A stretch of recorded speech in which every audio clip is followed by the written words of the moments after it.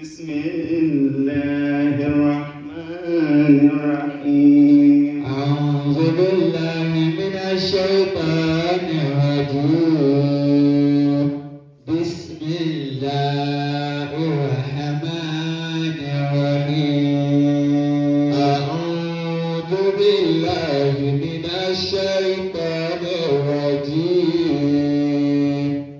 بسم الله الرحمن الرحيم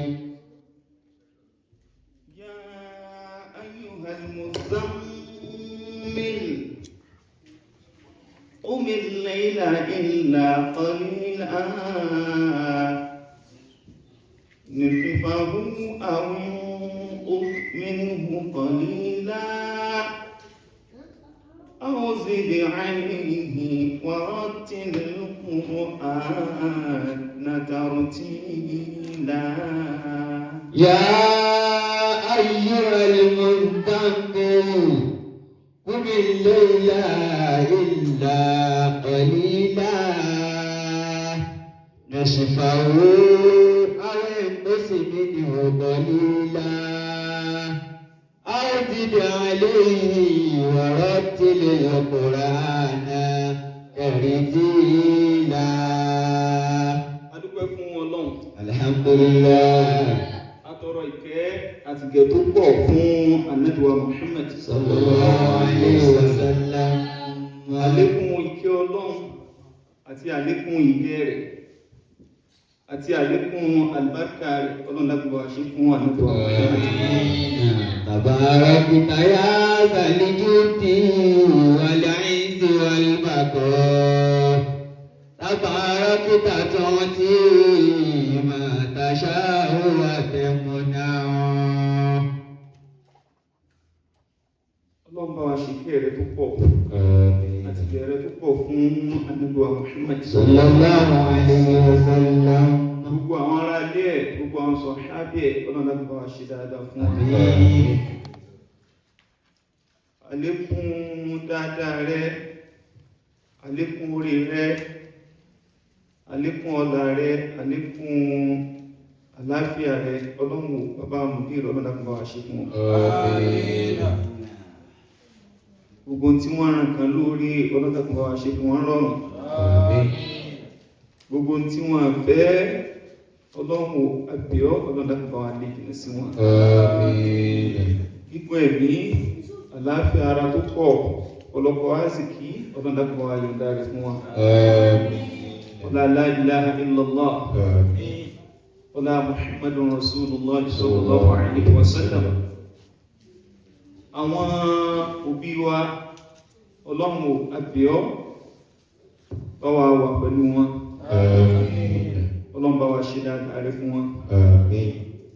Orí tó pọ̀, ìdùnnú tó pọ̀, ìkẹ́ tó pọ̀, Ọlọ́run dákun bá wa ṣe fún wọn. Lámẹ̀rí ọ̀rọ̀ wọn, Ọlọ́run dákun méjì ó dàrú.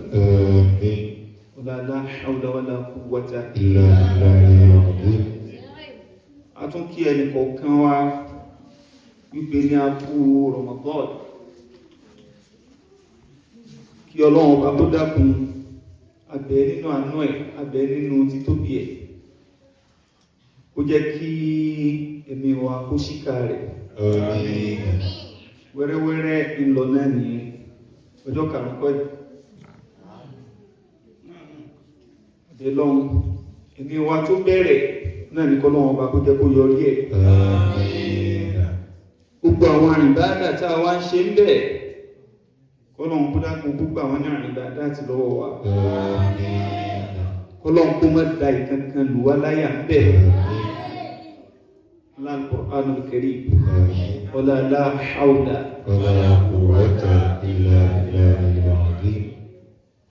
Tafsir wa ní tẹ̀síwájú. A ti sọ fún wa nígbàtí a débi àyà warattilil Qur'ana tartila wípé bí Ànábì wa Muhammad sallallahu alaihi wasallam bí ti máa kí al-Qur'an àti àwọn bí àwọn ìyàwó ẹ̀ bí wọ́n ti gbà á wá pé bí Ànábì wa Muhammad sallallahu alaihi wasallam pé bí ó bá kí Al-Qur'an kìí ṣe tí máa ké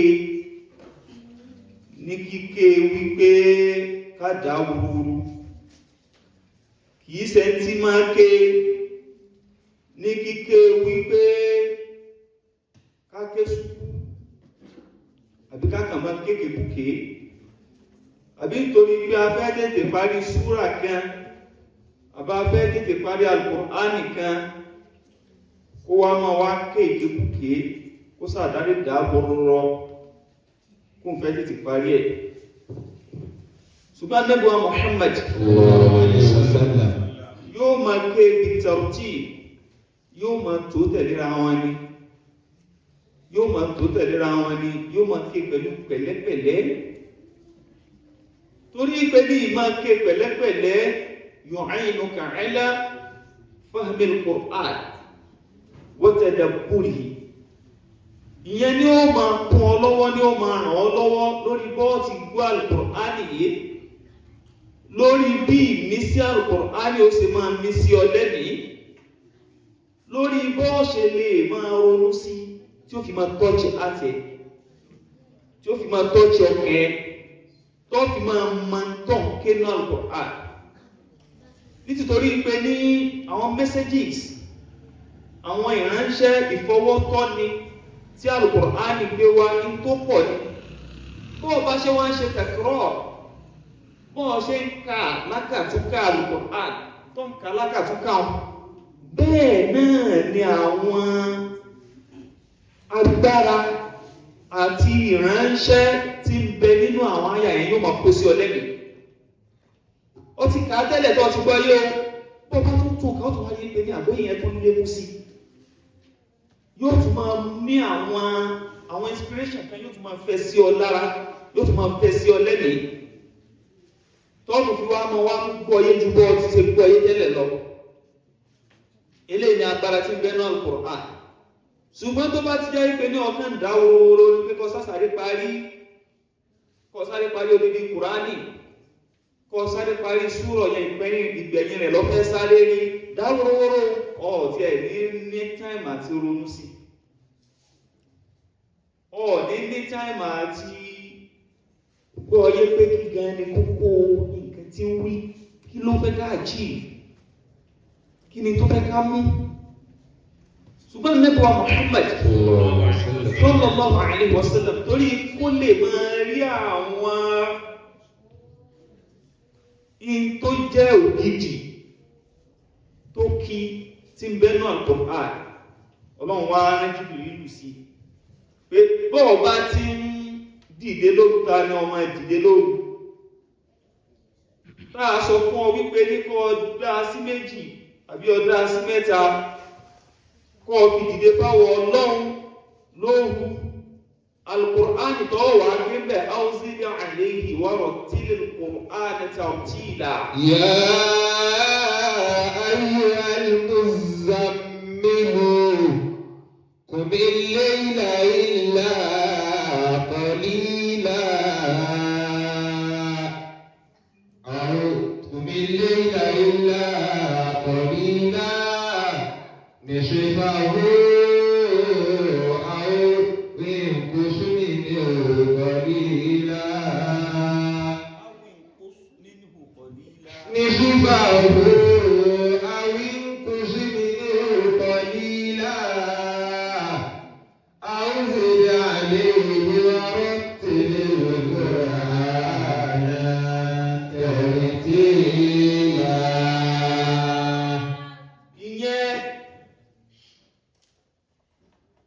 ló wá fàntí Ànábì wa Muhammad sallallahu alaihi wasallam tó fi jẹ́ àmọ̀ pé Al-Qur'an yìí kàn ṣe nǹkan tó kàn máa kà lásán, yìí kàn ṣe nǹkan tó kàn máa kà bó ti wọ̀ ọ́. ìdí fi sọ fún wa wípé ní zayyinul Qur'ana bi aswatikum. qala sallallahu alaihi wasallam zayyinul Qur'ana bi aswatikum. Ànábì níbẹ̀ bá ń kí Al-Qur'an, zayyinul Qur'ana bi aswatikum. zayyinul Qur'ana bi aswatikum. fi ṣe Al-Qur'ani lọ́ṣọ̀ọ́ bó bá ti lóhùn tó dùn tó ń rẹ́ dùn gan tó jẹ́ pé ní Ọlọ́run gún ọ tó dùn gan ó lóyin nú ó láàádùn nú adùn bẹ̀ pọ̀ gan bó bá ti wá ń kí Al-Qur'an Ànábì wa Muhammad sallallahu alaihi wasallam ó ní kọ́ máa fóun tó dùn ká ẹ̀fọ́n tó dùn ká Al-Qur'ani yìí ẹsẹ̀ lọ́ṣọ̀ọ́ ẹ jẹ́ ká yóò gbọ́ kí ni wọ́n máa dùn pé kí làwọn ń gbọ́ yìí Al-Qur'ani náà ló dùn tó báyìí Al-Qur'ani náà ló yín wá bẹ̀ tó báyìí Al-Qur'ani náà là ń gbọ́ tára wá sí ń ṣe wẹ́lẹ́wẹ́lẹ́ tí ń ṣe wẹ́lẹ́wẹ́lẹ́ tí ń ṣe wẹ́lẹ́wẹ́lẹ́ kódà ìwọ tí òun rẹ òdùn náà ìwọ náà ti gbìyànjú dùn sí Ọlọ́run fún ọ lóhùn tó dùn fine ṣùgbọ́n wọn náà ti dùn sí ó ti ẹ̀dùn díẹ̀ tó yà sí pé tó yàtọ̀ sí fọ́ọ̀kẹ̀ dáwòrò lásán bá Ànábì wa Muhammad sallallahu alaihi wasallam kó ṣe ní ká ṣe Al-Qur'ani yẹn kódà ó tún sọ pé laysa minna man lam yataghanna bil-Qur'an wa laysa minna man lam yataghanna bil-Qur'an. Ànábì jẹ́ yẹ wa pé gbogbo ẹni tí ò bá tún máa dùn Al-Qur'an ó ní laysa minna ó ní kò sí nínú wa tó tún mọ́ra ní pé ní tó dùn máa nẹ́bí inú tá nẹ́bí wa Muhammad sallallahu alaihi wasallam fẹ́ ó ní pé kọ́ fóun tó dùn kọ́ fi ká kọ́ fóun tó dùn ká àwọn arí pé ní oríṣiríṣi ohun náà ló wà náà fi máa ṣe Al-Qur'ani lẹ́ṣọ̀ọ́ àwọn Lárúbáwá ní tiwọn kódà láàrin àwọn Lárúbáwá ó tún máa rí oríṣiríṣi ohun tí àwọn kòrọ́ọ̀rù àwọn tí wọ́n kí Al-Qur'ani wọn tí wọ́n tún máa lò tó jẹ́ ìpínlẹ̀ máa sì ṣe ń ká nǹkan ò ní jọ̀kan yóò sì máa dùn mọ́ bí kí wọ́n má dákẹ́ mọ́ yóò máa wọnú akínyẹmí ara rẹ̀ ó máa gbádùn ẹ̀ bẹ́ẹ̀ náà nílẹ̀ tiwa náà táwa náà wáyé nílẹ̀ Yorùbá wáyé oríṣiríṣi ohun náà làwọn bàbá wa ní tí wọ́n fi ń kí Al-Qur'an tó jẹ́ pé kò sí ètò ọgbọ̀ ń bẹ̀ tí nù rí òsì ní máa dùn pé Al-Qur'ani náà ló dùn tó báyìí Al-Qur'ani náà ló lóyin tó báyìí tó bá wọ́n kébì tẹ̀rọ̀tìrì yẹn yóò wá dàbí kán máa dákẹ́ mọ́ yóò máa wọ̀ ọ́ lára pé ara rẹ̀ wọ́n máa ṣẹ́ gírì yóò máa ṣẹ́ wẹ́lẹ́wẹ́lẹ́ sí Al-Qur'an bí àdàbí àbá ń lo tí wọ́n máa wò pé Al-Qur'ani náà wọ́n ké tí ń dùn báyìí wọ́n tún wọ́n máa lọ oríṣiríṣi níbẹ̀ bí Markazi náà bá ń lo tí wọ́n inú rẹ̀ ó máa dùn pé ṣé Markazi náà ní lò báyìí bẹ́ẹ̀ náà báwọn Zumra bá ń lo tí wọ́n inú rẹ̀ ó máa dùn bá bá ń lo tí wọ́n ní hajj náà inú rẹ̀ ó máa ṣe kí ni inú rẹ̀ ó máa dùn bẹ́ẹ̀ ni bàbá dé ọ̀dọ̀ àwọn Haúsá àwọn náà ní àwọn ohun tí wọ́n fi máa kí Al-Qur'an tí wọ́n fi máa ṣe Al-Qur'an lọ́ṣọ̀ọ́ tí wọ́n máa dùn sí Al-Qur'an tí nù ló fi máa dùn kọ́ gbọ́ Al-Qur'an tí nù ló fi máa dùn pé ọ̀rọ̀ Ọlọ́run rèé tí ó máa wọnú ọkàn rẹ lọ tí ó máa rìn nínú ẹ̀jẹ̀ rẹ àtomi ara rẹ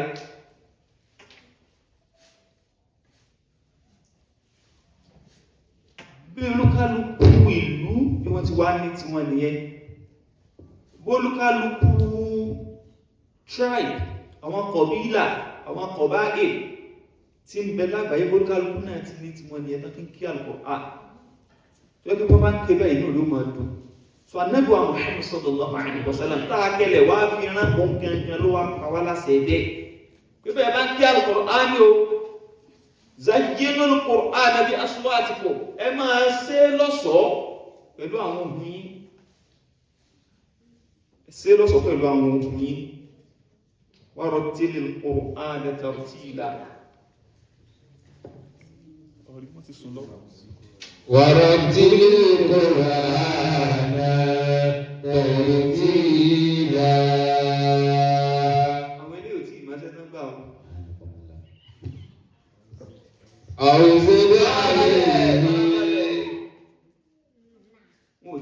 kásẹ̀ kí ni àgbà. ẹ sì ṣẹ̀ṣẹ̀ gbáṣẹ́ iṣẹ́ tẹ́ ẹgbà iṣẹ́ tó ń mójútó gidi ni ọ gbọ́dọ̀ sùn lọ ọ sì gbọ́dọ̀ gbọ́ra ẹ ọ gbọ́dọ̀ máa sọ bí gbogbo ẹ ṣe ń lọ ní ọ gbọ́dọ̀ máa jí gbogbo ìgbà ní wàá sùn lọ tá ló ń jèrè ọ̀zídà àléhì أوفد عليه ورتل القرآن ترتيلا أوفد عليه ورتل القرآن ترتيلا.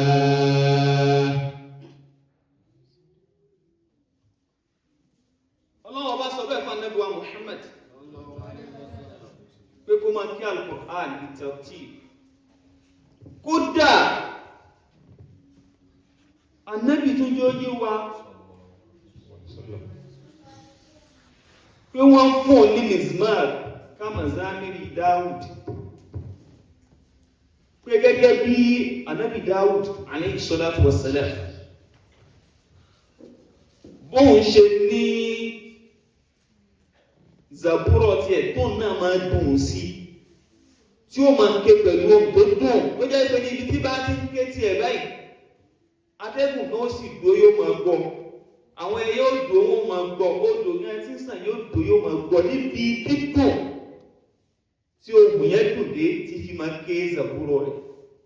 Ànábì wa Muhammad sallallahu alaihi wasallam ó wá jẹ́ oyè apẹ́ irú tiẹ̀ náà ni wọ́n fún òun níbi táwa mọ ibi tí Ànábì chẹ́rìsì tó chẹ́rìsì kéèyàn ó máa ka al-Qur'an ó dùn tó lọ́jọ́ kan Ànábì wa Muhammad sallallahu alaihi wasallam awzid alayhi أوزد عليه ورتل القرآن ترتيلا.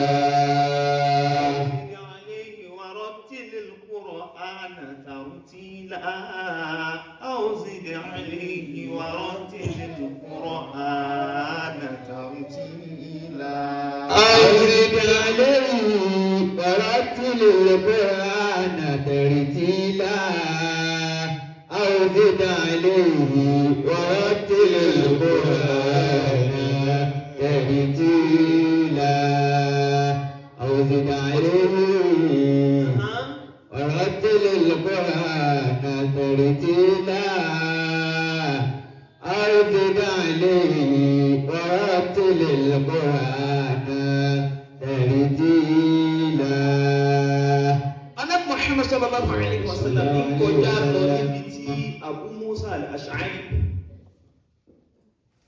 Abu Musa al-Ash'ari òun yẹn náfílà bí tí wọ́n yẹn náfílà yaqumu bil-layl kana yaqumu bil-layl wa huwa yaqra'u al-Qur'an. ولما مر الرسول صلى الله عليه وسلم به توقف واستمع إلى قراءته. nígbà tí Abu Musa al-Ash'ari tí ń ké al-Qur'an ìwọ́n ké ní orí náfílà rẹ̀ títí yẹn náfílà yẹn bí tí wọ́n ké al-Qur'an yẹn pẹ̀lú ohùn tó dùn gbọ́ tó rẹwà láti gbọ́ wọ́n lẹ́bi tí wọ́n gbọ́ ohùn yẹn náà Muhammad sallallahu alaihi wasallam ó wá dúró lọ́dọ̀ rẹ̀ yastami'u ila qira'atihi. Ànábì wa gbọ́ al-Qur'an yẹn tí ká pẹ̀lú pé ká ní ohun tó dùn táàfì máa ń gbé ní Ànábì wa Muhammad sallallahu alaihi wasallam ó fẹ́ràn sí ká kí al-Qur'an pẹ̀lú ohun tó dùn ó náà wá dúró wọn gbọ́ bá Ànábì tí wá dúró tí ń gbọ́ ìgbà tí Abu Musa al-Ash'ari wá padà mọ̀ pé Ànábì wa Muhammad sallallahu alaihi wasallam ó tẹ́tí gbọ́ al-Qur'an tó wá tó padà mọ̀ pé Ànábì gbọ́ Qur'an rẹ̀ lógún gbà tí kí ó ní law kuntu a'lamu annaka tasma'u فقال موسى لو كنت أعلم أنك كنت تسمع قراءتي لحبرته لحبرته لك تحبيرا. ó ní ká ní pé لو كنت أعلم أنك تسمع لقراءتي لو كنت أعلم أنك كنت تسمع قراءتي. ó ní ká ní pé mo mọ̀ ní pé أنك كنت تسمع قراءتي kọ́ ń gbọ́ kìrá mi ọ̀n tẹ́tí gbọ́ mo ṣe kí al-Qur'an ó ní لحبرته لك تحبيرا. لحبرته لك تحبيرا. ó ní ìbá sì ké fún ọ ìbá sì tí wọ́n á máa ké kí tí wọ́n á máa ké kó tí wọ́n á dùn ju bí mo ti ké lọ tó ọgbọ́n ìbá tí wọ́n á máa ké kó tó dáa ju bí mo ti ké tẹ́lẹ̀ lọ ìmọ̀ pé Ànábì ti dúró tó ń gbọ́ mi. so yẹn yóò fi yé wa wípé ní ká kí Al-Qur'an pẹ̀lú ohùn tó dùn káwá máa ké bi tartil ká máa ké bi tartil ìta Ànábì wa Muhammad sallallahu alaihi wasallam tínú rẹ̀ máa dùn sí ni. أوزد عليه ورتل القرآن ترتيلا. أوزد عليه ورتل القرآن ترتيلا.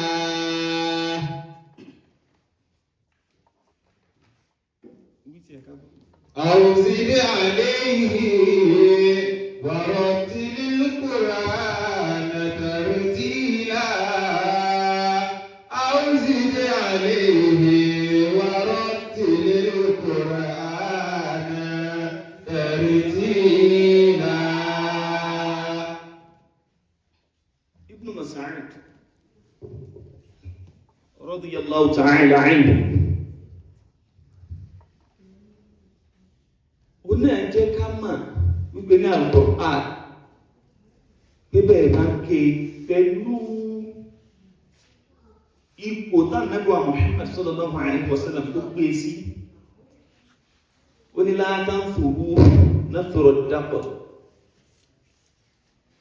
wa la tahudhuhu ka haddi ash-sha'r. ó ní bẹ́ẹ̀ bá ń ké ẹ má kàn máa fẹ́ kẹ́kẹ́ máa fán kẹ́kẹ́ máa dá wọ́rọ́wọ́rọ́. Nathra ad-daql gẹ́gẹ́ bí wọ́n ti máa da àwọn dàbídù ad-daql ó ní dàbídù tí ó da áwùdá ó tàbọ̀ dàbídù tí ó dẹ̀kẹ́ ni tí ó da àmásá ìgbé dàbídù tí ó da ẹ máa gbé bá nílẹ̀ ẹ̀kẹ́ sọ́ọ̀sì ibi ẹ bá nílẹ̀ ẹ̀kẹ́ dà á sí ẹ̀kẹ́ máa dà á bí tí ó wúlò ní. wọ́n bẹ̀ bá jẹ́ Al-Qur'an ẹ má kàn máa dà á wọ́rọ́wọ́rọ́ bẹ́ẹ̀ ẹ má kàn máa dà á dànù bẹ́ẹ̀. يا واسع البركات يا شر التقى كم زادك رحمن في البركات. كم زادك رحمن في البركات. يا واسع البركات يا شر التقى كم زادك رحمن في البركات. كم زادك رحمن في البركات. فيجود كل الخير فيجود كل الخير بين عقوفنا في حوضة الملك والحياة. في حضرة الملكوت في حضرة الملكوت والآيات. في حضرة الملكوت والآيات.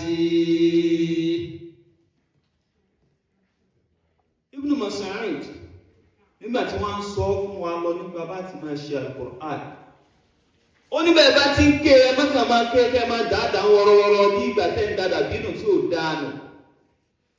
ó ní bẹ́ẹ̀ náà ẹ má sì máa ké látahudhuhu hadha ash-sha'r aw ka hadha ash-sha'r gẹ́gẹ́ bá ti máa ké o náà lábá ti máa ké tọ́ka máa sáré dá lọ.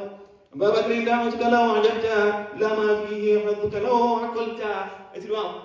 ẹgbẹ́ kan dá lọ dáwọ́rọ́wọ́rọ́ táwọn sí máa ṣe hàndù ṣàn ó ní àwọn kan máa dá lọ bẹ́ẹ̀ tẹ́ máa ń kí Al-Qur'an ẹgbẹ́ sí máa ti máa ń kí orí tí wọ́n máa yára ké tó máa yára ké tó máa yára ké ó ní bẹ́ẹ̀ bá ń ké qifu 'inda 'ajaibihi wa harriku bihi al-qulub ó ní qifu 'inda 'ajaibihi wí tí mo wí qifu 'inda 'ajaibihi وحركوا به القلوب وحركوا به القلوب ولا يكن هوى ó ní bẹ́ẹ̀ bá ti ń kí Al-Qur'an qifu 'inda 'ajaibihi ó ní gbogbo bí bẹ́ẹ̀ bá ti rí èèmọ̀ nínú Al-Qur'an qifu ẹgbẹ́ bẹ́ẹ̀ kí wá wo ìmọ̀ tí bẹ́ẹ̀ ẹ farabalẹ̀ wò ó ẹ farabalẹ̀ wò ẹ ronú sí ìmọ̀ yẹn àwọn oríṣiríṣi ìmọ̀ ní bẹ́ẹ̀ náà Al-Qur'an ẹ bá ti wá débì kan tó lọ́wọ́ bá ti sọ̀rọ̀ ìmọ̀ kan ibì kan tó ṣe nílé mà tó jọ ní lójú ẹ wá dúró bẹ́ẹ̀ ronú sí ẹ wòye sí dáadáa yàrá ẹ wá wòye sí. وحركوا به القلوب ìyẹn حركوا به القلوب àwọn ọkàn tí ń gbọ́ náà ọkàn dára yín gangan àkọ́kọ́ àwọn ọkàn tí ó tún wá máa bọ̀ حركوا به pẹ̀lú Al-Qur'ani tẹ́ǹkì ẹ máa jẹ́ kó mì ẹ jẹ́ káwọn ọkàn yóò mì ẹ jẹ́ wọ́n move ẹ jẹ́ kó mì àwọn ọkàn kó mi àwọn ọkà kó ṣéèkì ọkà àwọn tó gbọ́ túmọ̀ rẹ̀ bọ́ọ̀ tí ń kà gan yóò mọ wọ̀ wọn lára kódà tí ò gbọ́ Al-Qur'an pẹ̀lú bí wọ́n gan tó ń kà ṣe ń ṣe látara àṣesí rẹ̀ àwọn kó mọ fíìlì pé á kó dàbí pé tó ń kà yí ọ̀rọ̀ nǹkan tó wọn pé àwọn lábúrò máa bá kí Al-Qur'an wọn bá débi ọ̀rọ̀ kú àbẹ́bí ọ̀rọ̀ kìíní kan wọ́n kà bú sẹ́kù ni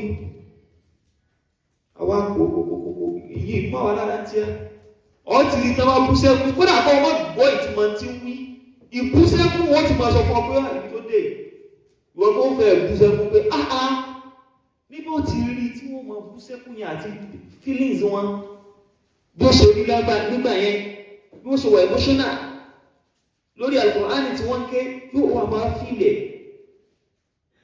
so bí Al-Qur'ani ṣe harriku bihi al-qulub ìyẹn tí máa ń kí Al-Qur'ani tó wá jẹ́ pé ogun ẹ̀ náà ló máa fi fẹ́ yí tí ọwá tó láyé lè ní Al-Qur'ani ẹlòmí ìfẹ́ sọ di yẹ̀yẹ́ níbi tán bá ti ń ké kò púṣe ọkàn mọ́ kò mí ọkàn mọ́ nítorí wípé ní ibi títí ń jáde gan lam yakhruj min al-qalb kò jáde ní ọkàn wa ma lam yakhruj min al-qalb لا يدخل في القلب in tí o bá sì ti máa jáde láti inú ọkàn kò lè wọ́n ọkàn kò lè múfù ọkàn kò lè múfù ẹ̀mí ọkàn Al-Qur'ani ìwọ tó ń ké gan àbí tó ń fi ṣe wáàsí fáwọn èèyàn tó ń fi sọ̀rọ̀ náà fáwọn èèyàn inú ọkàn ti ẹ̀ gangan kọ́ ní tí ń jáde eré ahọ́n ẹ̀ lásán níkà tí ń jáde àwọn tó ń sọ fún kò lè lápá lára wọn kò lè wọ́n ọkàn tàwọn náà. ولكن ما يخرج من القلب لا يدخل في شيء إلا ماذا؟ إلا في القلب. nǹkan tí bá ń jáde nínú ọkàn kò síbi kankan tí ó wọ̀ lọ ju pé ní ọkàn náà ní wọ̀ lọ. Ibn Mas'ud radiyallahu ta'ala anhu ìwọ̀n ń jóyè wa pé bẹ́ẹ̀ bá ti ń kí Al-Qur'an حركوا به القلوب حركوا به القلوب ẹ máa jọ ní ẹjọ́ máa mí ọkàn kó máa múùvù ọkàn kó máa múùvù ẹ̀mí ورتل القرآن ترتيلا وزد عليه ورتل القرآن ترتيلا زد عليه ورتل القرآن ترتيلا أو زد عليه ورتل القرآن ترتيلا أو زد عليه ورتل القرآن ترتيلا. wọ́n ní tẹ́ bá ń ké wala yakun hammu ahadikum akhir sura. Ẹ mẹ́jọ jẹ́ wípé ní tí ó mọ̀ wà lẹ́mí ní tẹ́ bá ń ké Al-Qur'an ó ní pé mo fẹ́ tètè parí súrà yẹn, mo fẹ́ tètè dé parí súrà yẹn, ìparí súrà yẹn mo sáré lọ. Inú Ramadan náà lọ ti wáyé mọ́kà máa sáré wípé mo fẹ́ tètè parí Kùránì, mo fẹ́ tètè parí Kùránì mẹ́wàá mo fẹ́ parí, Kùránì ọgbọ̀n mo fẹ́ parí kí Ramadan náà tó parí kọ́ sí mọ̀ pé Kùránì rẹ kíkéde ò dáa náà tẹ́lẹ̀. Bó bá ṣe ọ̀kan náà lọ bá parí lọ́gbọ́n àwẹ̀ ọ̀nà ó fà lùbáríkà sí sáti ká tó dáa jó lapa lára rẹ jó mú bu ọkàn rẹ àwọn ìtumọ̀ rẹ tó máa kà náà jó ṣiṣẹ́ lára rẹ tó mú nǹkan tuntun mú tó sọ wípé nínú Ramadan ní 1447 2026 mo tún ṣàǹfààní nígbà tí káyọ̀ kà Kùránì bẹ́ẹ̀. ورتل القرآن ترتيلا أو زد عليه ورتل القرآن ترتيلا. Nǹkan bẹ́ẹ̀ la Kùránì tún bí sí mi lọ́kàn lọ́tẹ̀ yìí. Ó gbọ́dọ̀ mọ wà nú ẹ̀mí rẹ. Ó gbọ́dọ̀ mọ wà nú ọkàn rẹ. Mẹ́jọ jẹ́ wípé nígbà tí fẹ́ tètè parí ẹ̀ lọ́mọ sáré bí ó ti lapá nú ẹ̀mí rẹ̀ gẹ́gẹ́ ni ló ṣe pàtàkì, bí ó ti ṣiṣẹ́ nú ayé rẹ̀ gẹ́gẹ́ ló ṣe pàtàkì, bí ó ti ṣàǹfààní fún ọ gẹ́gẹ́ ló ṣe pàtàkì. Torí pé ní Ànábì Muhammad sallallahu alaihi wasallam òǹgá tá a fi ránṣẹ́ sí òǹgá máa ní tadabbur ní máa ní tafakkur nínú Al-Qur'an tí ó máa ronú sí, tí ó máa wòye sí, tí ó máa tún mú àwọn oríṣiríṣi ẹ̀kọ́ míì jáde látara ẹ̀ tí ó máa fi ṣèǹfààní.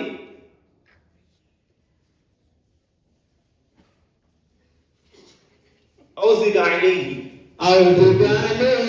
ورتل القرآن ترتيلا أو زد عليه ورتل القرآن ترتيلا أو زد عليه ورتل القرآن ترتيلا أو زد عليه ورتل القرآن ترتيلا أو زد عليه ورتل القرآن ترتيلا أو زد عليه ورتل القرآن ترتيلا أو زد عليه ورتل القرآن ترتيلا أو زد عليه ورتل القرآن ترتيلا. bí Ọlọ́run bá ti sọ fún Ànábì Muhammad sallallahu alaihi wasallam bí tí ń fi yé nìyẹn. Ọlọ́run bá wá ń tẹ̀síwájú fún wa ó ní inna sanulqi alayka qawlan thaqila. إنا سنلقي عليك قولا ثقيلا إنا سنلقي عليك قولا ثقيلا. Ọlọ́run ọba ìwà tún jóyà Ànábì Muhammad sallallahu alaihi wasallam. ṣe mọ̀ wípé ní Ọlọ́run ọba ti tó sí lára tí fi ń sọ bí ó ti máa ṣe fún, bí ó ti máa ké, bí ó ti máa kà á. Ọlọ́run ti wá sọ fún Ọlọ́run wá ní inna sanulqi alayka qawlan thaqila. إنا سنلقي عليك قولا ثقيلا إنا سنلقي عليك قولا ثقيلا.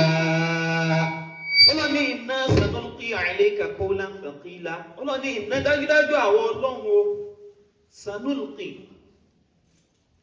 ájù alayka qawlan thaqila, ájù lórí ìwà Nábì qawlan thaqila, ọ̀rọ̀ kan tó wúwo, ọ̀rọ̀ kan tó kí, ọ̀rọ̀ kan tó ní kìmí. Ẹgbẹ́ àlọ́kọ́ tó bá ní àlọ́kọ́ ojú àbí làkíyà ó pàdé, tàlákọ́ ó gbà. Ṣùgbọ́n tó máa sọ wípé ní àlọ́kọ́, ìtumọ̀ rẹ̀ náà ni wípé ní ẹdùn kankan, ilqa'u shay'in thaqil, kéèyàn ó dùn nǹkan tó wúwo, nǹkan tó tóbi, tó kí, tó lágbára, ó náà máa lò fún pé ó àlọ́kọ́ rẹ̀, àwọn tó wá fẹ́ ju òkò nísìn ó jù ú. So bẹ́ẹ̀ náà a máa lò ó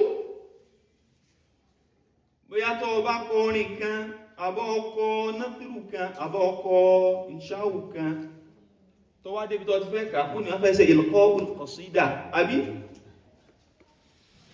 ó fẹ́ ṣe ilqa'u, ó fẹ́ jù náà nù pé ó fẹ́ jù nǹkan tó wúwo.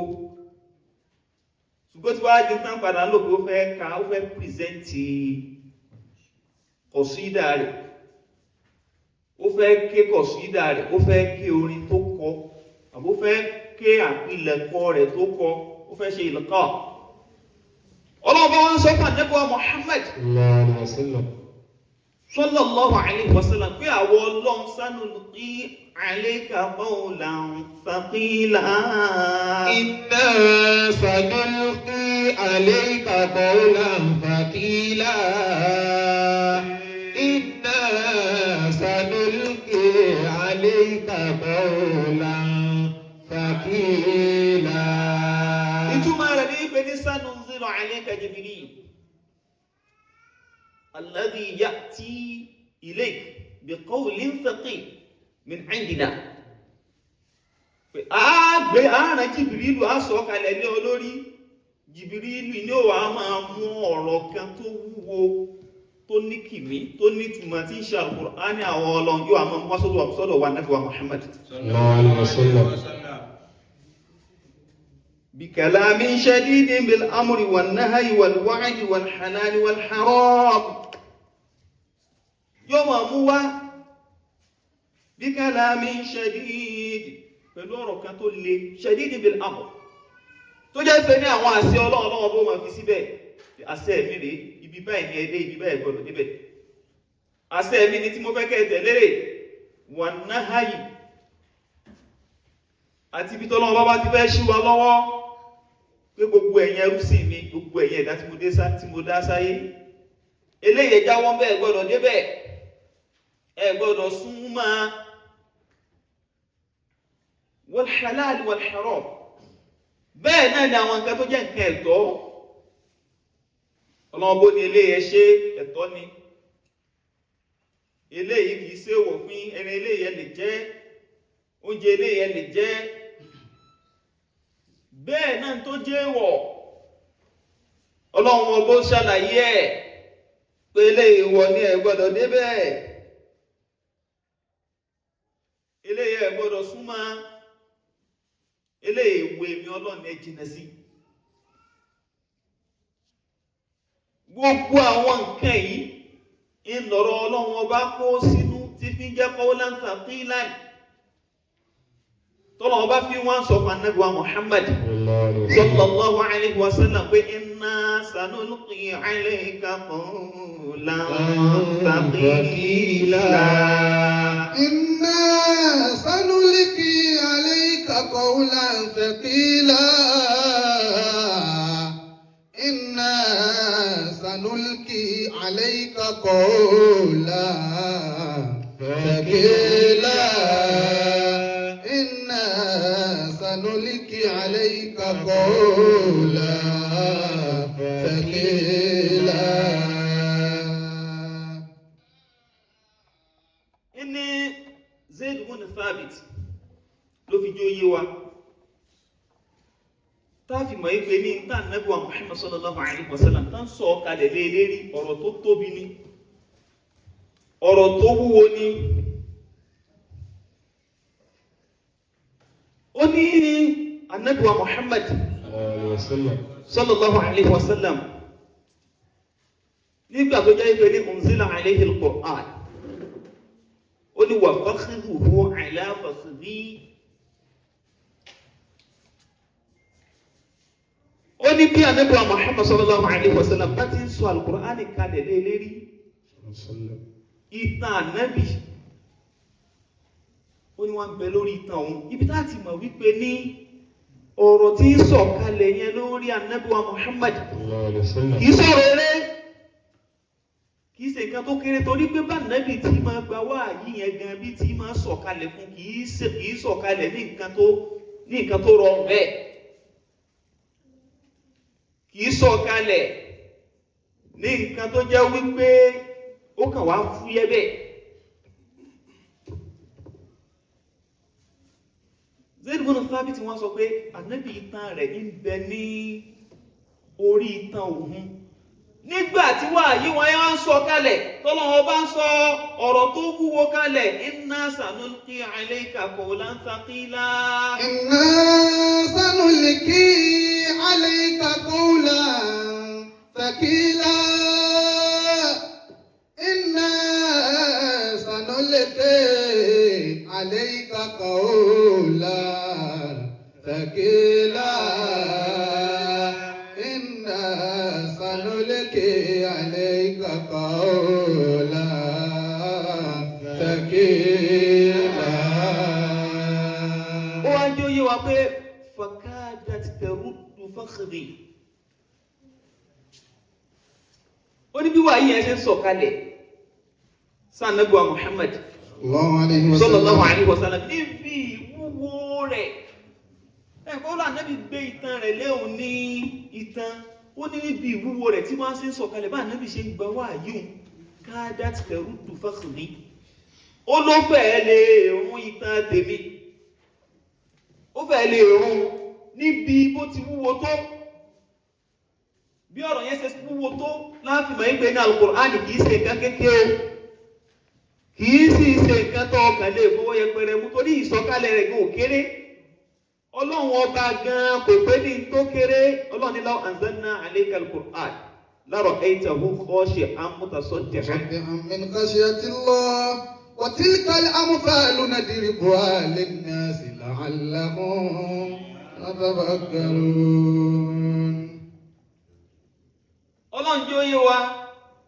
law anzalna al-Qur'ana ala jabalin لو أنزلنا هذا القرآن على جبل لو أنزلنا هذا القرآن على جبل tọ́lọ́ ọgbẹ́ fi sọ wípé ní Al-Qur'an yẹn ká ní wípé ní àwọn Ọlọ́run bá sọ sórí òkè ni. لرأيته خاشعا متصدعا من خشية الله. níbi ìbẹ̀rù Ọlọ́run ọ̀bá rí pé àwọn òkè ohun gangan wọ́n kàn ń kó ara wọn. àwọn gangan wọ́n kàn ń kó ara wọn. خاشعا متصدعا من خشية الله. níbi ìpayà Ọlọ́run ọba tí wọ́n rí níbi Al-Qur'an ti wúwo tó ẹ wá wọn tókè bá fi fíìlì bẹ́ẹ̀ bó lè dá lásán bó làwọn ṣe fẹ́ fíìlì Ànábì sallallahu alaihi wasallam Ọlọ́run bá wá sọ kalẹ̀ fún ẹwọ bí ó ṣe máa fíìlì lásìkò bá ti sọ kalẹ̀ fún ọba Ànábì ó ṣe máa fíìlì ẹ̀ ẹn tó wà ń bẹ́ẹ̀ nígbà tá Ànábì ti gbà wà yẹn ní sọ pé káàdà tẹ̀rùdù fákòrí ó fẹ́ rún tán tèmi gan nígbà tí ọ̀rọ̀ tó wúwo yẹn sọ kalẹ̀ ní lérí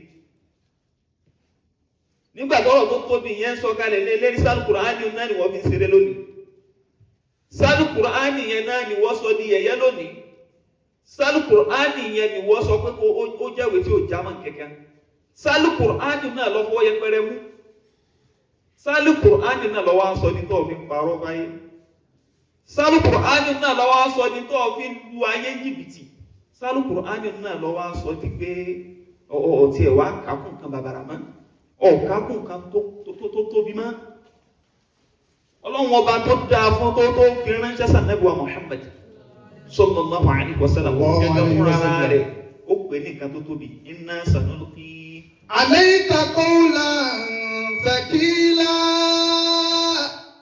inna sanulqi قولا ثقيلا إنا سنلقي عليك قولا ثقيلا يا أيها المزمل قم الليل إلا قليلا قم الليل إلا قليلا نصفه أو انقص منه قليلا أو زد عليه ورتل القرآن ترتيلا إنا سنلقي عليك قولا ثقيلا إنا سنلقي عليك قولا ثقيلا. wọ́n tún wá bí ànábì wa Muhammad sallallahu alayhi wa sallam láti fi mọ̀ bóyá ànábì bóyá máa fíìlì sí sọ̀kalẹ̀ Al-Qur'an hal tuhissu nuzul Al-Qur'an pèsè ànábì wa Muhammad sallallahu alayhi wa sallam nígbà tí nuzul al-wahyi tí wàá yí bá fẹ́ sọ̀kalẹ̀ pèsè máa fíìlì ẹ̀ pa àmì èrò ti sùn. أكرمكم الله. قال زيد بن ثابت أنزل على رسول الله صلى الله عليه وسلم وفخذه على فخذي فكادت ترد فخذي. عن ابن عمر قال سألت النبي صلى الله عليه وسلم ابن عمر قلنا لهم بيري لو النبي محمد صلى الله عليه وسلم يا رسول الله ó ní mo pè wọ́n òjíṣẹ́ Ọlọ́run. هل تحس بالوحي؟ ó ní عند نزول القرآن يعني عند نزول الوحي tí wàyí bá ń sọ̀kalẹ̀ fún ọ هل تحس. هل تحس بالوحي؟ ǹjẹ́ ìwọ ànábì ìjọ tí ẹ máa ń fi ni pé wàyí sọ̀kalẹ̀ ṣé tí bá kàn sọ̀kalẹ̀ fún tí Jibrilu mú wa tó ọkàn máa ń gbà lásán ní ìfìlì kankan. هل تحس بالوحي؟ sọ máa ń fìlì wàyí tí bá ń sọ̀kalẹ̀ fún ìwọ ànábì wa Muhammad. وقال رسول الله صلى الله عليه وسلم ànábì wa Muhammad sallallahu alayhi wa sallam náà wá ń fún un lésì pé bá alukur'ani bá ń sọ̀kalẹ̀ alukur'ani tí wọ́n sọ déré alukur'ani tí wọ́n sọ di yẹ̀yẹ́ alukur'ani tó jẹ́ pé ní ọ̀rọ̀ pé nkéré ní nǹkan àwàdà ni ó ní bí bá ń sọ̀kalẹ̀ ànábì wa Muhammad sallallahu alayhi wa sallam wá ń dà lóhùn pé. أسمع صلاتي. ànábì ni tó bá ti di pé wáyé yẹn fẹ́ sọ̀kalẹ̀ ó ní tí kọ́kọ́ máa ń mọ̀ ní pé asma'u salasi. أسمع صلاتي. ó ní màá máa gbọ́ bí ìgbà tí irin méjì bá ń dúra wọn ìyẹn ni agogo. أسمع صلاتي. ohun tá agogo máa ń mú jáde ẹ̀rí pé ní ago yóò máa gbára wọn gbọ̀ngàn gbọ̀ngàn gbọ̀ngàn ó ní tí wọ́n máa gbọ́ bí kìíní ẹ̀ ti ń ríngì ní ti máa gbọ́ bọ̀. أسمع صلاتي. àwọn ọ̀dọ́ ti máa dún síbi tí máa ti ń dún síbi bó ti mọ̀ pé wáyé fẹ́ dé wáyé fẹ́ sọ̀kalẹ̀ nìyẹn. ثم أسكت عند ذلك. bí bá ti wá rí i pé ní kìíní ẹ̀ ti ń dún títí ń dún kolokolo tó yẹn ti ń jáde títí ń dún léraléra asikutu inda dhalik. أسكت عند ذلك.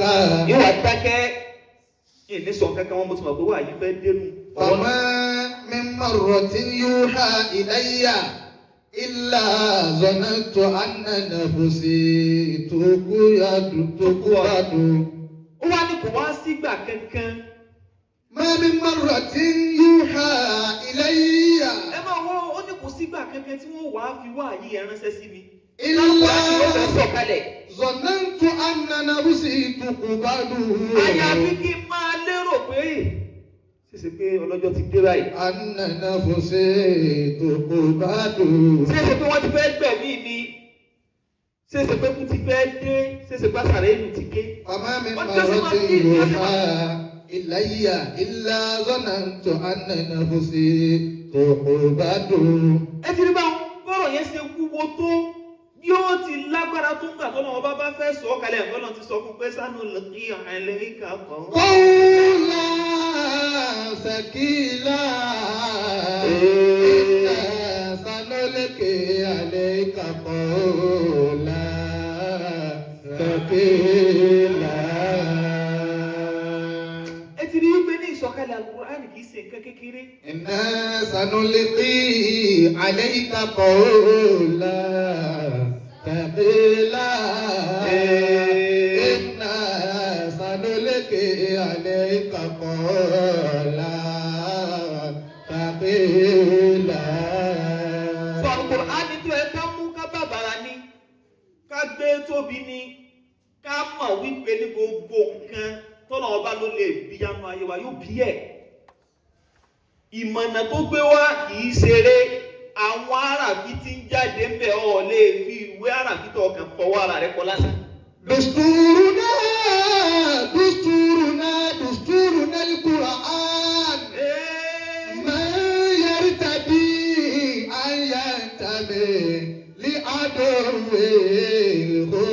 الخسران من يرتدي أن ينتمي لعدو الخسران. ọlọ́ọ̀bá tó wá sọ kalẹ̀ náà ló wá ń pè ní dùstúrù wa. دستورنا دستورنا pé dùstúrù wa tí ó máa jẹ́ constitution wa ìtawọ̀ ó fi máa ṣòfin. دستورنا àwọn àgbà jẹ́ mùsùlùmí oná Al-Qur'an. دستورنا دستورنا دستورنا القرآن. Al-Qur'an náà ní dùstúrù wa. دستورنا دستورنا دستورنا القرآن. دستور ولا القرآن دستور ولا القرآن قرآننا درع لنا يقينا وإن تمسكنا به هدينا وإن تمسكنا به هدينا. ẹ̀wúrí tiwa amọ̀tàǹkì tiwa. قرآننا درع لنا يقينا. ọ̀nà Al-Qur'ani ọ̀nà ni wọ́n protect wa tó o bá gbàgbọ́ bẹ́ẹ̀. درع لنا يقينا. ọlọ́run bá lò ó láti fi sọ́ba tó ní pé ní àwọn àyà sọ ń bẹ́ẹ̀ tó o bá ti ń kí ọlọ́run bó máa sọ. قرآننا درع لنا يقينا. aburú gbogbo onírà gbogbo àìsàn gbogbo ìyìn tó lágbára tí máa dé báyà. Al-Qur'ani yá máa protect ẹni kó mbẹ gbogbo ojú burúkú. قرآننا درع لنا يقينا. Ọlọ́run tó lọ sọ nǹkan tó wó kalẹ̀ nǹkan tó tóbi tó ẹgbẹ́ níbi iṣẹ́ ń sọ kalẹ̀ fún Ànábì wa Muhammad sallallahu alaihi wasallam. Wọ́n ń fíìlì àwọn nǹkan tó tóbi nǹkan tó lágbára ní fíìlì ara rẹ̀ gan òní ilé ìgbàgbà tí ó bá sọ kalẹ̀. إنا سنلقي عليك قولا ثقيلا. Sọ̀rọ̀ tó gbogbo tó lọ́wọ́ fún Al-Qur'ani wa. سنلقي عليك قولا ثقيلا. Ọgbọ́dọ̀ máa di gẹ́gẹ́ bí nǹkan tó tóbi ni. وإن تمسكنا به هدينا. وإن تمسكنا به هدينا وإن تمسكنا به هدينا. إن تمسكنا بالقرآن. هدينا. Bàbá tó wá lè di Al-Qur'ani mú sísínsín. هدينا. Tá a sọ pé mánú àtàfin máa lo ayé wa rèé. هدينا. Tá a sọ pé ń ta múrè tí ó máa ṣe atọ́nà ilé ayé wa. Tá a sọ wípé ní mẹ́ńtọ̀ tèmi rẹ̀ tí máa tẹ̀lé tí máa fọ́lò tó wá mú Al-Qur'ani tó ọmọ lọ́rẹ̀ rẹ̀ tó sì mú ní olùtọ́ni sọ́nà rẹ̀ tó wá ń tẹ̀lé gbàgbé ẹ̀ ọ̀lẹ́ sinamá. هدينا.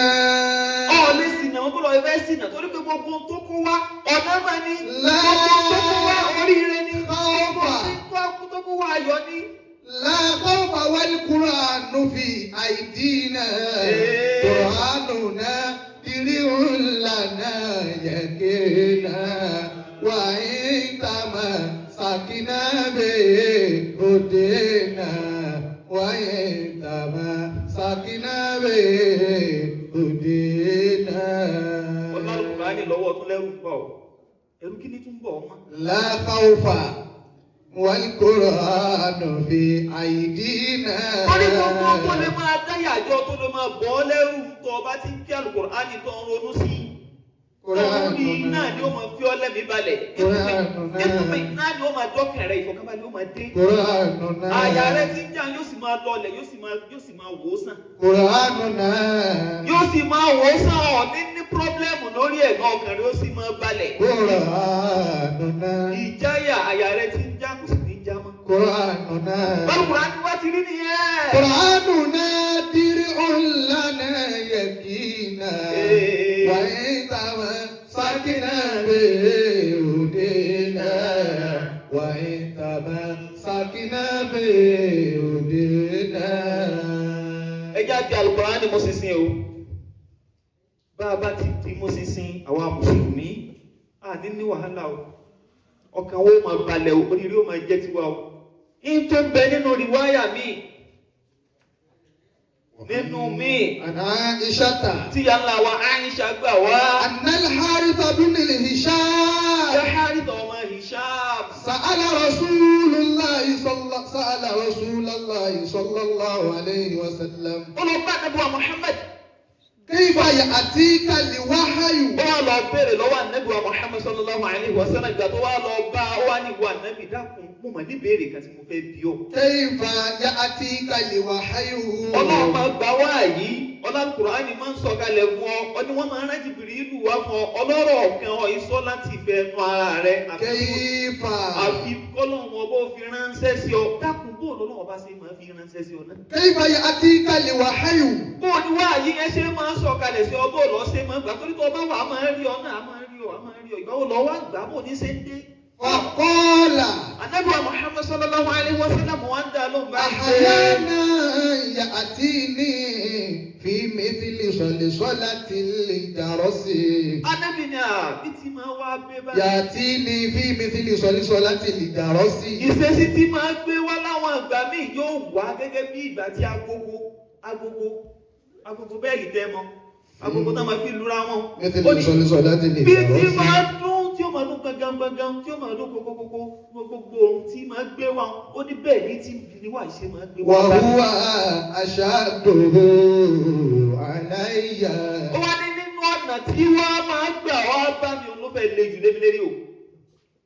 Ìyẹn ni mo máa fi ilé jù. Ó ní mo máa fi ilé jù pé wà ní ní sọ̀kalẹ̀ yìí. Ẹ mọ̀, Ànábì tí ń gbà àsìkò tí bá ń gbáyan gangan ara rẹ̀ ò ní balẹ̀. وهو يدعو علي فيبصم عني وقد وعيت عنه ما قال. Ó ní ìgbà tó wá tí wá ṣe bẹ́ẹ̀ tó ti di mímú tí wà yí ẹ̀ ń bò mí tí ń sọ̀kalẹ̀ sí mi tára mi gbà tí ń gbà. فيبصم عني. Nígbà tó bá padà wá yá yóò padà fọ́ sí gbẹ́gbẹ́ kúrò lọ́dọ̀ mi tí wọ́n yóò tún fi mí lẹ̀. Wà tó wá fi mí lẹ̀. وعيت عنه ما قال. Ìkọ́ wa wá sọ fún mi lásìkò ìgbà tí wà yí yẹn ń sọ̀kalẹ̀ tí wù yí fún mi tí ń sọ fún mi ní ti wá ha gbogbo ẹ̀ yìí ti sọ gbogbo ẹ̀ yóò ti yé mi yìí ti mọ̀ án lásìkò ìgbà yẹn ara mi wà balẹ̀ padà. وأحيانا Nígbà míì náà sì rèé. يتمثل لي ملك رجلا. Màláíkà tí máa ń wá fún mi tí í ṣe Jibril. يتمثل لي ملك رجلا. Yóò wá ní fọ́tò èèyàn. فيكلمني. Yóò wá fọ́tò èèyàn tẹ́wò ní bàbí yóò wá fọ́tò ọkùnrin. Wá ní fọ́tò ọkùnrin kan. فيكلمني yóò máa bá mi sọ̀rọ̀. فأعين ما يقول. Nígbà tí wọ́n bá mi sọ̀rọ̀ ni wàá máa wá sọ gbogbo nǹkan tí ń wí fún mi wàá máa gbọ́ yé. فأعين ما يقول. Ìwà gbọ́ gbogbo tí ń sọ fún mi wàá gbọ́ yé pé يقول. wá yìí ní bí ti gba Al-Qur'ani nígbà bá ti wá gbọ́ yé bẹ́ẹ̀ ni wọ́n á ké fẹ́yìn náà. Ẹni pé Al-Qur'ani ò máa sọ̀kalẹ̀ gan pẹ̀lú rọrùn fún Ànábì wa Muhammad. إنا سنلقي عليك قولا ثقيلا. Ẹ wá rọ́lá ọba tó pè é ní qawlan thaqila pé kì í ṣeré o. إنا سنلقي عليك قولا ثقيلا. إنا قولا ثقيلا. gbogbo wọn tó jẹ́ ìpè ní u'tita al-Qur'an wa tadhunnu anna shay'an a'zam min al-Qur'an waylak. gbogbo wọn tó jẹ́ ìpè ní al-Qur'an ń bẹ lọ́wọ́ rẹ̀ wọ́n fún wọn al-Qur'an ó tún wá ń lérò pé nǹkan kan míì tún bẹ tó tóbi ju al-Qur'an lọ ó tún wá rò pé nǹkan kan míì lágbára ju al-Qur'an lọ ó mà ṣe rẹ o ègbé rẹ o. ìwọ tó ti lálùkùránì Ọlọ́run ti fún ọ gbogbo nǹkan ìwọ tó ti lálùkùránì Ọlọ́run ti fún ọ gbogbo ọlá ìwọ tó tún wá ní àlùkùránì tó nímọ̀ àlùkùránì Ọlọ́run ti fún ọ gbogbo ògo ti fún ọ gbogbo yìí. Inna sanulqi alayka qawlan thaqila. ọ̀rọ̀ tó wúwo tó lọ́wọ́ bá sọ̀kalẹ̀ fún Ànábì wa Muhammad ọmọ pé wọn náà bó ti lè wù kọ́ fúyẹ́ tó tí bá ti ń bẹ lára tiẹ̀ náà ìwọ náà ti wúwo nìyẹn. Inna sanulqi alayka qawlan thaqila. Inna sanulqi alayka qawlan thaqila. gbogbo ẹni tó bá ti kí alukur'an tí máa alukur'an ní bẹ lára rẹ̀ ó ti kú lẹ́nu tó fúyẹ́. ó ti kú lẹ́nu tó fúyẹ́. ìní ó fi jẹ́ pé ní àfa akọjẹ́ ntẹ́kàn máa rọ́bìṣì. àfa akọjẹ́ ntẹ́kàn máa fojú tẹ́ńbẹ́lú. Akrim bi qawmi akramul Qur'ana. gbogbo àwọn àjọ. Wahabudahul arwaha wal abdana. Wahabudahul arwaha wal abdana. wọ́n tún wá yàn náà o wọ́n yàn o. Akrim bi qawmi.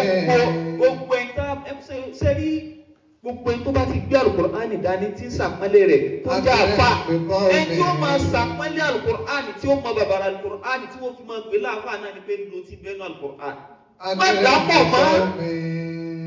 dàpọ̀ mọ́ rárá tó o bá ti rẹ́ni tó jẹ́ ìpè ní kò lo alukur'ani ọwọ́ á rí súra àfà lára rẹ̀ bóyá torí pé máa ń défìlà àbí máa ń wé láwàní àbí máa ń ṣe gbogbo ẹ̀ tó o bá ti rí pé kò sí alukur'ani lára rẹ̀ àbí kò lo alukur'ani nínú àwọn tí o ṣe ìkírọ́mù alukur'ani nìyẹn. Akrim bi qawmi. ó lè má wúwo. Akrim bi qawmi akramul Qur'ana. báwo àtọ́rí wípé ní ọtí láwọn ìyẹn tí wọn ò máa alukur'ani rẹ̀ àbí tí wọn ò máa lo alukur'ani tó o máa rí ìṣe àtiwá alukur'ani mú wá tó o máa rí lára wọn.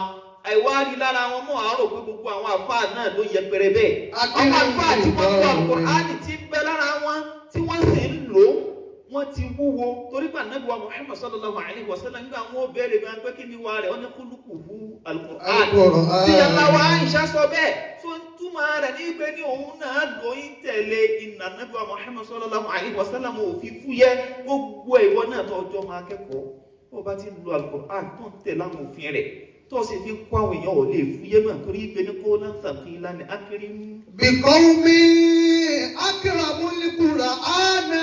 tani fi lápàlẹ́ tó akéré bí qawmi bi qawmi má akrama qawman.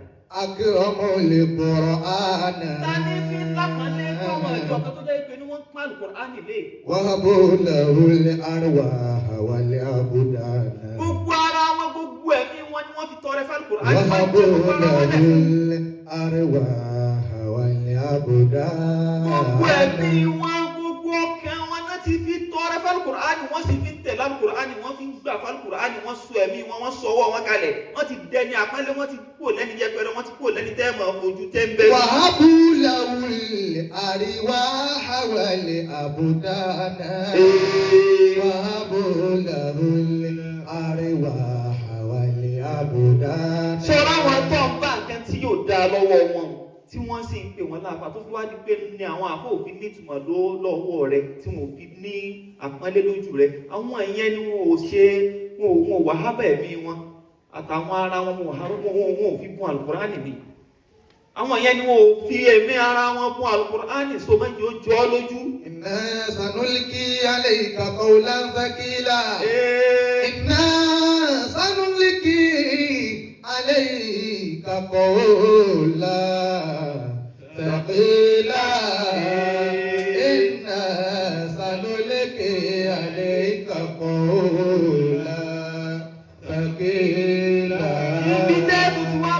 Al-Qur'ani ò tún kéré ìtó tún wúwo ní ìwáyà mi tún gbé wá. ẹ̀gbọ́n lọ́pọ̀lọpọ̀ yẹn lọ́wọ́ Aisha. قالت عائشة ولقد رأيته ينزل عليه الوحي صلى الله عليه وسلم في اليوم ولقد رأيته ينزل عليه الوحي قل مولا النبي محمد صلى الله عليه وسلم لقد رأيته ينزل عليه الوحي صلى الله عليه وسلم في اليوم الشديد البرد ọjọ́ yẹn òtútù mú gẹ́ ṣe mọ bí àwọn àsìkò ọyẹ́ tí òtútù máa ń mú tó máa gbà tètè tó máa gbà tìmútìmú tó máa gbà gbogbo ẹ̀ bẹ́ẹ̀ náà lòtútù ọjọ́ náà ní agbára tó.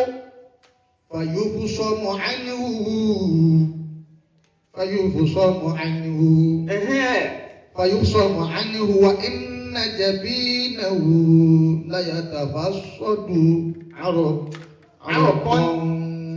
ó ní Ànábì wa Muhammad sallallahu alaihi wasallam ọjọ́ tó tutù mú sí èèyàn máa ń làágùn. sẹ́mi ayé pé ní ọjọ́ tó orú mú lásọ pé orí pọ̀ ogún wa máa ṣẹ́ lára wa ogún wa máa ṣẹ́ gbogbo ara wa máa gbóná a máa ṣí fáànù káàkiri kó tún káfẹ́gùn olè wọlé. ọjọ́ tó tutù bá mú èyí làágùn ọmọ ẹgbẹ́ ni. ó wá ní Ànábì wa Muhammad sallallahu alaihi wasallam ibi jẹ́ ibi tí mo bí wà yìí ṣe tóbi tó Al-Qur'ani ṣe wúwo tó. ó ní bí wọ́n sọ̀kalẹ̀ fún Ànábì wa Muhammad sallallahu alaihi wasallam ìjọ náà bí tí wọ́n sọ̀kalẹ̀ bí wọ́n ti wá fi ilẹ̀ tán release Ànábì tí kìíní tí Jibrilu ti ké tí ó ké fún tán. ó ní Ànábì wa Muhammad sallallahu alaihi wasallam sì ń ta sọ fádà àrọ̀pọ̀ gbogbo ara rẹ̀ báyìí. وإن جبينه ليتصفد ẹ̀kẹ́ rẹ̀ báyìí ó ní sí ń wo oògùn. ليتفصد عرقا. oògùn sì ń sẹ́ ní gbogbo ẹ̀kẹ́ rẹ̀ báyìí ní gbogbo ojú rẹ̀ ogun sì sẹ́ ogun sì bu Ànábì wa Muhammad. إن جبينه ليتفصد عرقا. إن جبينه ليتفصد عرقا. bí ogun yẹn ti lágbára tó bí ìwúwo Al-Qur'ani ṣe tó bó ti kí tó ni wọ́n sọ̀kalẹ̀ bẹ́ẹ̀ ni wọ́n mú ogun jáde lára Ànábì. ọdún bá Al-Qur'ani ṣe fọwọ́ yẹn pẹ̀rẹ́ mú. nínú táàbù fi mọ̀ bẹ́ẹ̀. عن عائشة قالت إن كان ليوحى إلى رسول الله صلى الله عليه وهو على راحلته فتضرب بجرانها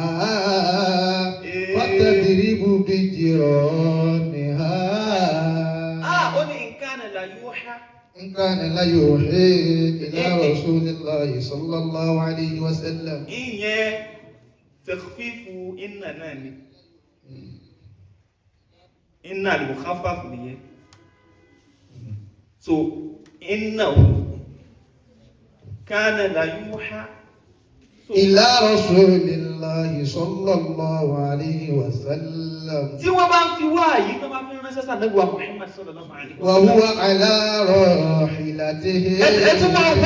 ìtumọ̀ rẹ̀ ní pé ní oríṣiríṣi ààyè l'Ànábì wa ti gbà wáyé oríṣiríṣi ààyè náà ti ń sọ Al-Qur'ani kalẹ̀ fún Ànábì wa Muhammad gbogbo omi tí Ànábì tí wọ́n ń gbà wáyé tí wọ́n ń sọ Al-Qur'ani kalẹ̀ fún nínú ẹ̀ náà ni ètí yàrá wa Aisha ló ti ń sọ yìí. وهو على راحلته. ó nígbà tí wàá yẹ wọ́n sọ̀kalẹ̀ Ànábì ń bẹ lórí rọ́hílà rẹ̀ lórí ìràkúnmí ẹ̀. فتضرب بجرانها. ibi tẹ́ ti wá mọ bí Al-Qur'ani bó ti tóbi tó bí Al-Qur'ani bó ti wúwo tó bí Al-Qur'ani bó ti lágbára tó bí wàá yẹ bá wá bá Ànábì lórí nǹkan ọ̀gùn tó bá lórí ràkúnmí sẹ́mi pé ní ràkúnmí tó tóbi ni ràkúnmí tó tún lágbára ni ràkúnmí tó wúwo gẹ́gẹ́ fún ara rẹ̀ ni ràkúnmí tó jẹ́ pé ní ó tún ẹ̀mọ̀ tó tún ká gẹ̀gẹ̀rẹ̀ bọ́lá ọba ṣe dá ó lágbára ó ní gbogbo ẹ̀ ló ní ó nípọn bá Ànábì bá wá wà lórí ẹ̀ tí wáàyí bá wá ń sọ̀kalẹ̀ Al-Qur'ani náà ni ó tí wọ́n kàn gbé tọ́rọ̀ pé bóyá ọkàn gbé nǹkan kékeré kan bí bá wọ́n sọ̀kalẹ̀ tí wáyé yẹn sọ̀kalẹ̀ sẹ́ẹ̀sì máa ń pẹ́ kí tó sọ dídí Al-Qur'ani ló sọ̀kalẹ̀ lẹ́ẹ̀kan náà o wáyé bóyá àyà kan àbí àyà méjì àbí mẹ́ta ló fẹ́ sọ̀kalẹ̀ lásìkò gbá wọn tí ń kó nǹkan ńláńlá bá Ànábì báyìí sallallahu alaihi wasallam. Wọ́n ní bọ́ bá wá bá lórí nǹkan ẹ̀gún rẹ̀ yóò wá mú ànábì yóò wá wúwo lé lérí tó yẹ pé ìwúwo tó bá wúwo lórí ànábì wa Muhammad. Fàtàdúrìbù bí jìrọ́ọ̀nì á. Ràkúnmí yẹn jìrọ́ọ̀nù ẹ̀. Iná ní ibi ọrùn rẹ̀ sẹ́yìn pé ọrùn rẹ̀ ṣe báyìí. Bí jìrọ́ọ̀nì á. Ibi ọrùn rẹ̀ bó ṣe ṣe báyìí. Bátínú lẹ̀ ánú kìyẹn náà pè ní jìrọ́ọ̀. Inú ọrùn rẹ̀ yóò wá dọ̀rọ̀ báyìí yóò wá fi lélẹ̀ báyìí. Láti ẹmọ tó wà lórí òkè ní nọ́mà ló ṣe wà lórí ìnáwó. Ṣùgbọ́n torí pé ní bọ́rọ̀ yẹn ṣe wúwo bá nàbí ṣe gbà ó ti wúwo lára ànábì. Ànábì wéètì rẹ̀ tó ti wá lágbára sí. Ìlágbára wéètì rẹ̀ yẹn yóò wá wé ànábì dáhùn. Yóò wúwo lára ànábì. Wá wúwo lórí ànábì ó wá ti wá transfer rẹ̀ sára ràkúnmí tó gùn. Ìtransfer rẹ̀ sára ràkúnmí tó gùn ara ràkúnmí yẹn náà ò lè gbé mọ́. Ànábì ẹgbà wá yìí pẹ̀lú ọ̀rùn.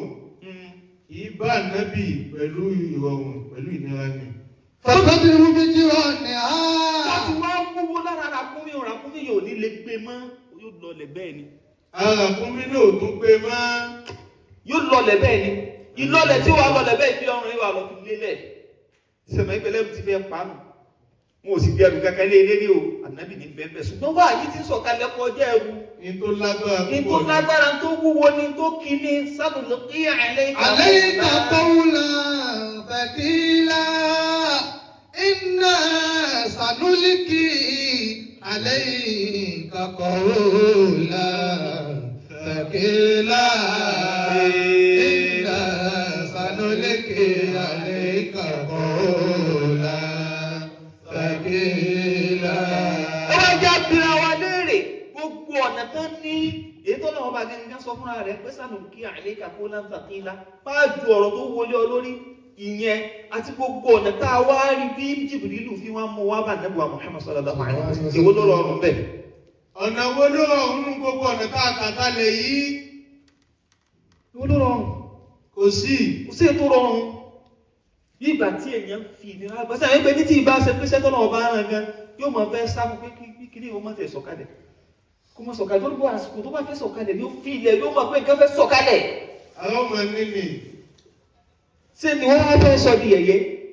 Ṣé lọ́ sọ lérí? Ṣé lọ́ kàn rò pé téèyàn kàn máa tú bó ti wù ni? Ṣé lọ́ kàn rò wípé ní téèyàn kàn máa ṣe bó ti wù ni? Ṣé lọ́ kàn rò pé téèyàn kàn máa fi ṣàwàdà bí èèyàn máa fi ṣàwẹ́wà ni? Kò ṣeé fi ṣeré, kò ṣeé fi ṣẹ̀fẹ̀, kò ṣeé fi ṣe yẹ̀yẹ́. Ọlọ́run ọba gbọ́ òfojú rẹ̀ wù àwọn tí ń fi Al-Qur'ani ṣe yẹ̀yẹ́. Alladhina yastahzi'una bil-Qur'an. Ọlọ́run fojú rẹ̀ wù wọ́n. Al-istihza'u bil-Qur'an. Ọlọ́run fojú kékeré mú torí pé ní ó mọ̀ pé tó ń sọ̀kalẹ̀ kìí ṣe nǹkan yẹ̀yẹ́ kìí ṣe nǹkan kékeré. Ẹsẹ̀ bó mú kékeré. Ẹsẹ̀ bó fojú yẹ̀yẹ́ wò. Olórí ibú èèyàn ní wọ́n fojú yẹ̀yẹ́ wo Al-Qur'an. Ó ti rí nù. Inna sanulqi alayka qawlan thaqila. Inna sanulqi alayka qawlan thaqila. Inna sanulqi alayka qawlan thaqila. A ti rí ìtọ́lọ̀wọ̀n ọba ṣe fún Ànábì wa Muhammad. Ọlọ́run ọba tí wọ́n ń fi ẹ̀kọ́ yẹn tí ń kìbò Ànábì lára bẹ́ẹ̀ náà ló ṣe yẹ kó máa ṣiṣẹ́ lára tàwa náà. Láti ibi tọ́lọ́run ọba ti ní ó dìde lóru kó fi ìfẹ́ lọ́n tẹ̀lé kó rántí Ọlọ́run lórí kó lè bá a ṣẹ́gun kó lè láṣeyọrí lórí àwọn nǹkan tó ń fẹ́ fi ràn. Tọ́lọ́run ọba tí wọ́n á fi ń sọ fún ìpinnu àní ọlọ́gbogbo òru o àti ní olùdájí rẹ̀. Tẹ́lẹ̀ ogun yẹn gẹ́gẹ́gẹ́gẹ́ káàdà wajiban ala an-nabi sallallahu alaihi wasallam. Nígbà tá ń kírun ọ̀rọ̀ yẹn gẹ́gẹ́ lókèlè jẹ́ tẹ́lẹ̀ o, á padà débẹ̀ o. Òru nígbà tá ń kírun ọ̀rọ̀ yẹn náà ló jọba Ànábì tẹ́lẹ̀. Wọ́n tó di wípé ní Ọlọ́run bá fi áyà, Ọlọ́run ọmọ wa dìlé áyà tó padà lọ parí súrà yìí. Ọlọ́run dìlé rẹ̀ kò tètè mú wá. Ọlọ́run tètè mú wá. Látàrí wípé ní odidi 12 months, ìyá náà wá Aisha padà jẹ́ òye wa odidi ọdún kan. Gbáko lóhun àtàwọn sọ̀hábẹ̀ náà fi ń dààmú lórí tí wọ́n yẹn náà fi lò. Wọ́n yẹn nẹ́fìlà lóhun lóhun fi gbogbo ẹ̀sùn. Tọ́lọ́lọ́ kẹlẹ̀ pé lọ́nà yẹn fún ẹni. Ọdún kan. Kó tó di pọ́lọ̀ fún ẹ lẹ̀. Tọ́mọ tí dọ́rọ̀ yẹn. tó jẹ́ dandan pé dandan ní ẹ̀ gbọ́dọ̀ má kì í ọlọ́run wa máa jẹ́ wọn ṣe bẹ́ẹ̀ lódìdí ọdún kan kó tó padà tún ẹ̀ lẹ̀ ṣùgbọ́n àní débẹ̀ lónìí tó rọ́jọ́ wá ti lọ. Ya ayyuhal muzammilu qumil layla illa qalila nisfahu aw inqus minhu qalila aw zid alayhi warattilil qur'ana tartila aw zid alayhi warattilil qur'ana tartila. Ọ̀sùn wa rí pé àwọn tá ń gbé Kùránì láyé nìsín ó ti fúyẹ́ lára tí a. Inna sanulqi alayka qawlan thaqila. Inna sanulqi alayka qawlan thaqila. Má gbogbo àwọn tá a bá dìmú sísìsì tá a fi ṣe ọ̀nà mọ̀ wa tá a ń tẹ̀lé bó ti yẹ ká tẹ̀lé bó ti wúwo fànàbí lánàá òun tí ń wúwo lára rẹ̀ so kadhalika yadkhulu fi mawazinina yawm al-qiyamah tó bá dijọ́ ọ̀gbìn al-qiyamah bí ó ti wá wúwo nínú àwọn òṣùwọ̀n sẹ́ẹ̀rẹ̀ wa ló jẹ́ kó òṣùwọ̀n sẹ́ẹ̀rẹ̀ wa kó wúwo lálùkìyàmà tá a bá ti dìmú sísìn. àwọn òṣùwọ̀n ẹsẹ̀ wọ́n wà tóbi wà wúwo dáadáa inú wọ́n wà máa dùn pé ìwé ńlá mo jẹ́ dáadáa ńlá mo rí yóò wá ṣẹlẹ̀ bẹ́ẹ̀ fún wa abẹ́ náà bá tàn án ńlá nínú àánú rẹ̀ abẹ́ nínú títóbi rẹ̀ abẹ́ pẹ̀lú àwọn orúkọ rẹ̀ abẹ́ pẹ̀lú Al-Qur'ani tó ń gangan pè ní tó wúwo tó jẹ́ pé ní gbogbo ẹni tí bá sì ti ń wọ ara rẹ̀ náà ó máa dẹ tó wúwo kọ́nà ọba kó dákun oore àánú ìkẹ́ tí bẹ́ẹ̀ náà Al-Qur'ani kọ́nà kó ṣí bẹ́ẹ̀ kọ̀ọ̀kan kọ́nà kó lánàá Ramadan ní gbogbo táwọn kan lórí kọ́nà kó fi lé wa lọ́wọ́ gbogbo tá a sì fẹ́ tó jẹ́ aburú fún wa náà kọ́nà kó lè jìnnà sí wa kọ́nà kó wá jẹ́ kí Ramadan wa kọ́nà kó dákun kó jẹ́ kí a gbà á láyọ̀ Ọlọ́run kó má jẹ́ kí a rí aburú ń bẹ̀ kó jẹ́ kẹ́mi wa kó ṣe ọ̀pọ̀lọpọ̀ rẹ̀ láyé wala la hawla wala quwwata illa billah ashraqa nurullah thabata hukmullah ahsana qawlullahi la ilaha illa La ilaha illallah La ilaha illallah La ilaha illallah La ilaha illallah. Ọjọ́ òní 2 to 4 ní àbọ̀ ọdún pé prógrámù ọ̀nà ọba kó dákun kó sọ àlọ́ kó sọ àbọ̀. Ọjọ́ Tuesday general Ramadan public lecture Minhajul Ijaba láàárọ̀ náà pẹ̀lú ọ̀nà ọba ó sọ àjù ọjọ́ náà lọ ọ̀nà ọba ó sì bá wa ṣe ní ọ̀rọ̀ nípa wa fi àlùbáríkà sí lárúkọ àrùn kẹ́lẹ́ àwọn àgbàládá ni o má retí pé wọ́n pè pàdé tí fò àbí ọlọ́run bá sì ní ó yọ náà ọlọ́run lè pẹ́ àwọn aláàánú dìde tí wọ́n pè wájọ́ náà ọlọ́run bó bá àlùbáríkà sí ọlọ́run bá wa ṣe rọrùn ọlọ́run àrùn kẹ́lẹ́ ọlọ́run hawla wala quwwata gbogbo àwọn iṣẹ́ wọn tí wọ́n gbé fún wa náà dáa lò ọlọ́mọdé ó lánàá o ọlọ́mọdé ó lánàá o ọlọ́run bá wa san wọ́n lẹ́sàn-án lórí ẹ̀ o ọlọ́mọdé kọ́rọ̀ tí wọ́n náà dà o Minhajul Ijaba wa Da'wa ọlọ́mọdé ó bàjẹ́ o ọlọ́mọdé ó tó la hawla wala quwwata Minhaju wa náà tó jẹ́ al-Minhajur Ra'is ọlọ́dàkùnmájú ó bàjẹ́ ọlọ́mọdé ó parẹ́ gbogbo àwọn ọmọ akẹ́kọ̀ọ́ ọbẹ̀ ọlọ́dàkùn fún alálùbáríkà àwọn òbí wa ọlọ́dàkùn jẹ́ kí wọ́n jèrè wa oríire ni ó já mú délé fún wọn Al-Qur'anul Karim la hawla wala quwwata ọba òbí ìlú ìgbẹ̀mí àlàáfíà ọlọ́dàkùn